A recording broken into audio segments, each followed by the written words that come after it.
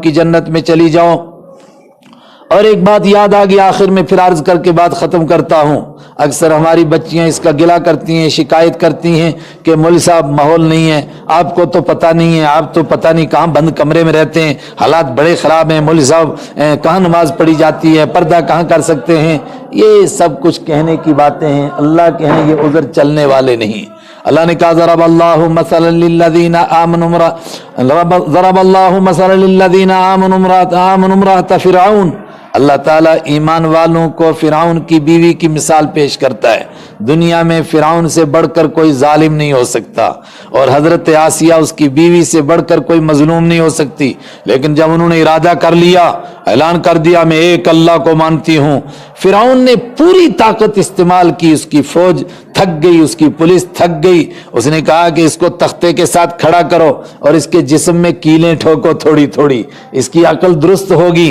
लेकिन वो सब नाकाम हो गए, उससे अल्लाह का दीन छीन नहीं सके। इज़ क़ालत रब्बि इब्नि ली इंदक बैतन फिल जन्ना। उसने कहा ऐ अल्लाह मैंने फिरौन को छोड़ दिया, इसके महल को आग लगा दी, छोड़ दिया इसको, तो जन्नत में मुझे महल अता फरमा। फिरौन नाकाम हुआ, उनसे ईमान को छीन नहीं सका।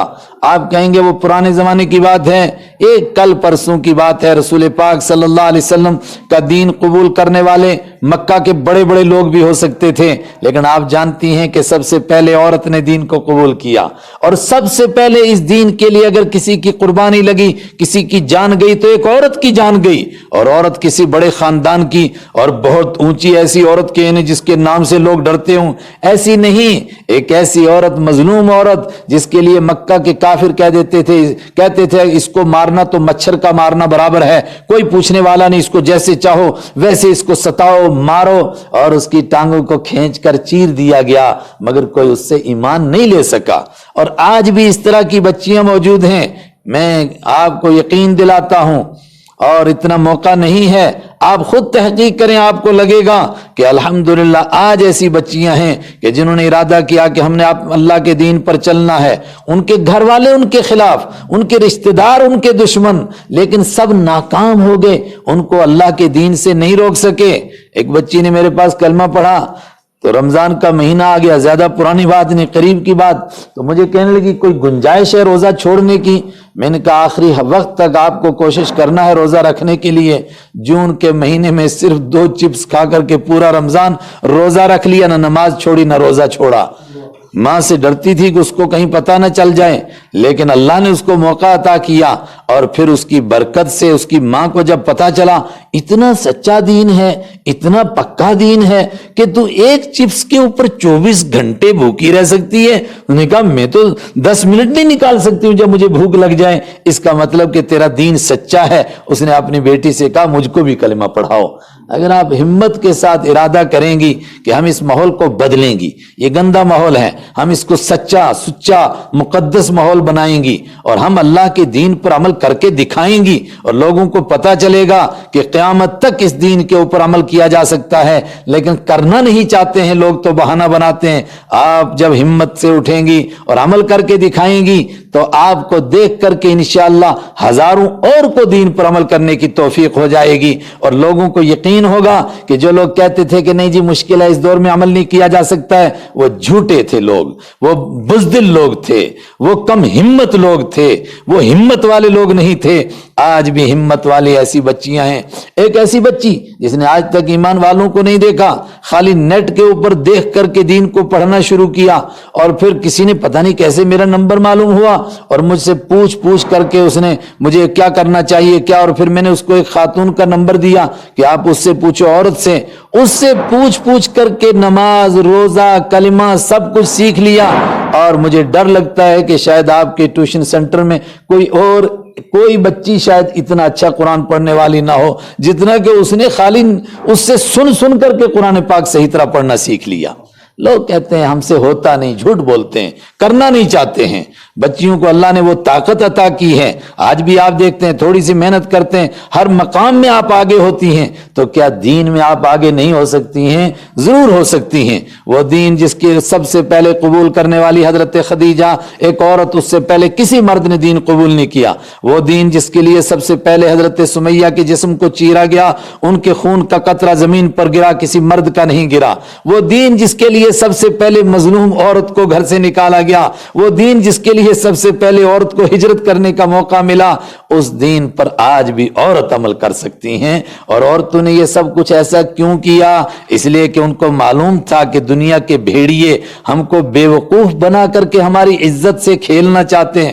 اگر ہمارے لیے، ہماری عزت کے لیے، ہمارے ایمان کے لیے، ہماری عفت کے لیے اگر کہیں سیکورٹی ہے تو وہ صرف اس دین کے اندر ہے۔ اس لیے وہ اس دین کو قبول کر رہی تھی، اس لیے دین کے لیے سب سے بڑھ کر کے وہی قربانیاں دے رہی تھی۔ اور تب نہیں، میں نے کہا آج بھی دے رہی ہیں، آج بھی اسی طرح کی مثالیں موجود ہیں۔